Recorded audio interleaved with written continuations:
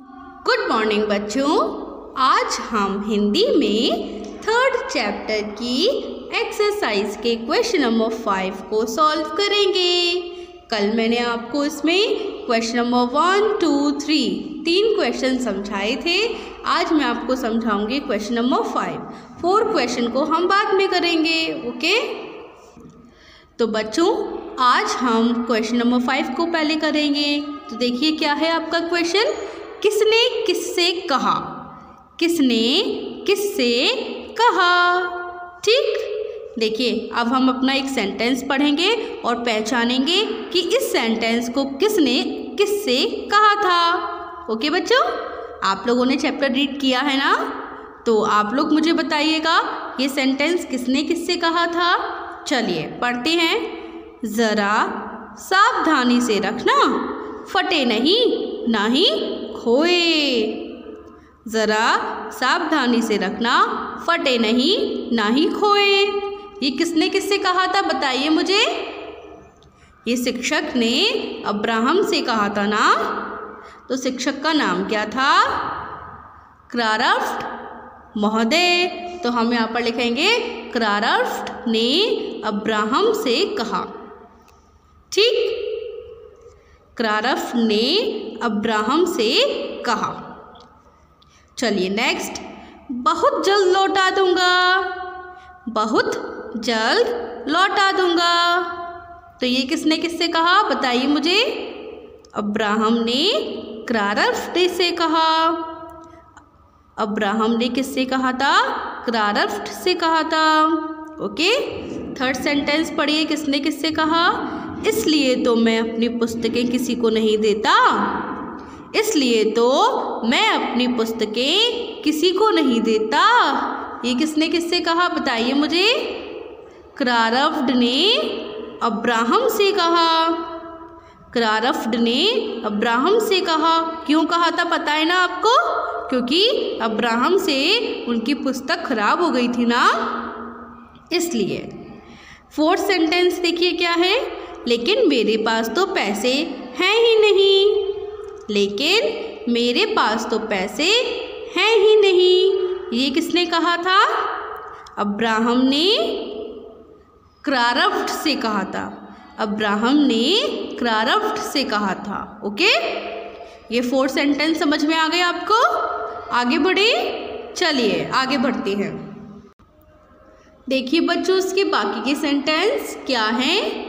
पुस्तक यहाँ रख दो और 3 दिन तक मेरे खेत में घास काटो। ये किसने कहा था बताइए। पुस्तक यहाँ रख दो और 3 दिन तक मेरे खेत में घास काटो। ये किसने कहा था? ये क्राफ्ट ने अब्राहम से कहा। किसने किससे कहा? क्राफ्ट ने अब्राहम से कहा। ओके, लास्ट सेंटेंस आपका क्या है पढ़िए। घास काटनी पड़ी तो क्या हुआ, पुस्तक तो अपनी हो गई। घास काटनी पड़ी तो क्या हुआ, पर पुस्तक तो अपनी हो गई। ये किसने किससे कहा बताइए मुझे। ये अब्राहम ने अपनी बहन से कहा था। ये किसने किससे कहा?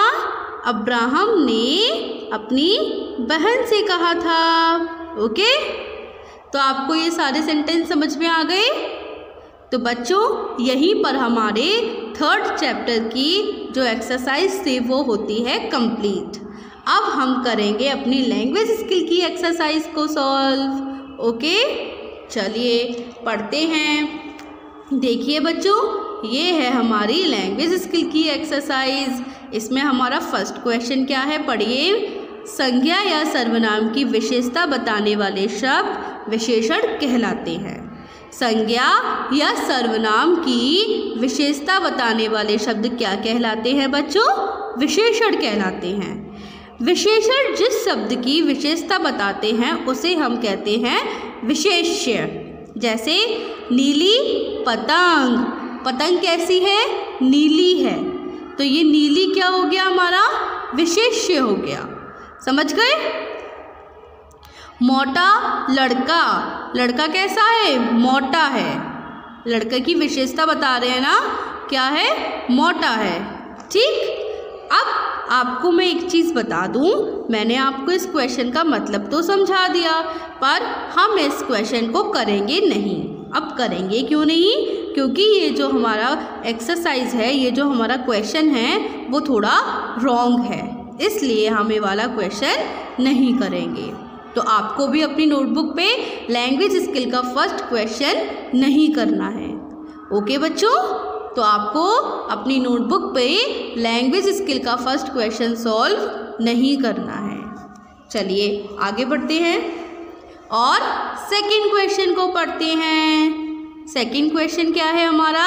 देखिए, जब दो समान या सजातीय, विपरीत या तुकांत शब्द साथ में आते हैं तो उनके बीच योजक चिन्ह प्रयुक्त होता है।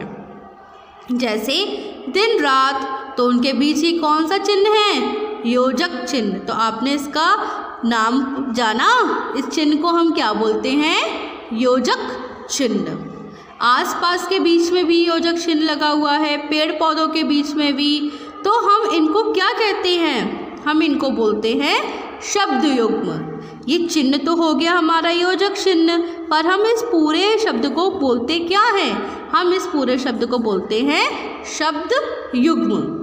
ओके बच्चों, तो हमको करना क्या है इसमें? हमको पाठ से कुछ शब्द युग्म छाट कर लिखने हैं। ठीक है, देखिए मैंने छाट लिए हैं। आपको अगर और भी दिख सकते हैं तो आप अपनी नोटबुक पर लिख सकते हैं। चैप्टर को पढ़िए और शब्द युग्म छाट कर अपनी नोटबुक पर लिखिए। देखिए क्या क्या है? माता पिता, तुरमोड़, विद्या प्रेमी, रुपये पैसे, उछलते कूदते, दाग धब्बा, पुस्तक प्रेम, दास प्रथा, ये सारे हमारे क्या है? शब्द युग्म हैं। ओके, इनके बीच में क्या लगा है? योजक चिन्ह लगा है। समझ आ गया आपको? तो आपको सेकंड क्वेश्चन समझ में आ गया। आपको इस क्वेश्चन को अपनी नोटबुक पर सॉल्व करना है। फर्स्ट नहीं करना था, पर सेकंड करना है। ठीक, लास्ट क्वेश्चन है ये हमारा थर्ड क्वेश्चन। चलिए पढ़िए मेरे साथ, क्या लिखा है? कुछ शब्द ऐसे होते हैं जो अनेक शब्दों या वाक्यांशों के स्थान पर प्रयुक्त किए जाते हैं। जैसे मजदूरी करने वाला, मजदूर। तो हमें क्या करना है? हमारे पास अनेक शब्द दे रखे हैं, जैसे मजदूरी करने वाला, ये काफ़ी सारे शब्द हो गए। हमको इसका एक शब्द लिखना है। मजदूरी करने वाले को हम क्या बोलते हैं? मजदूर। ठीक है, यही क्वेश्चन बोल रहा है आपका। दिए गए अनेक शब्दों के लिए एक शब्द लिखिए। हमारे पास अनेक शब्द दे रखे हैं, हमें इसके लिए बस एक शब्द लिखना है। ओके, देखिए, शिक्षा देने वाला क्या कहलाता है? शिक्षक। शिक्षा देने वाला क्या कहलाता है बच्चों? शिक्षक। जिसके पास लाखों का धन हो, जिसके पास लाखों का धन हो या रुपया हो, तब हम उसको क्या बोलते हैं? लखपति। ठीक है, और जिसके पास करोड़ों का धन होता है तब हम उसको क्या बोलते हैं बच्चों? करोड़पति। ठीक है। थर्ड देखिए, किसी राष्ट्र का सबसे बड़ा राज्य अधिकारी, किसी राष्ट्र का सबसे बड़ा राज्य अधिकारी को हम क्या बोलते हैं? राष्ट्रपति। क्या बोलते हैं? राष्ट्रपति। और जो पढ़ाना गया हो, जो पढ़ाना गया हो, हम उसको क्या बोलेंगे? अपठित। क्या बोलेंगे? अपठित। ठीक, थर्ड क्वेश्चन समझ में आ गया बच्चों? तो अब आपको होमवर्क में क्या करना है बच्चों? अब आपको होमवर्क में चैप्टर नंबर 3 के क्वेश्चन नंबर 5 करना है और लैंग्वेज स्किल के क्वेश्चन नंबर 2 और 3 को करना है। फर्स्ट क्वेश्चन को नहीं करना है। ओके, तो आपको 3 क्वेश्चन करने हैं, question number 5 and language skill के क्वेश्चन नंबर 2 एंड 3। ठीक, समझ में आ गया आपको इतना? अब मैं आपको मिलूँगी अपनी अगली वीडियो में। जब तक के लिए गुड बाय।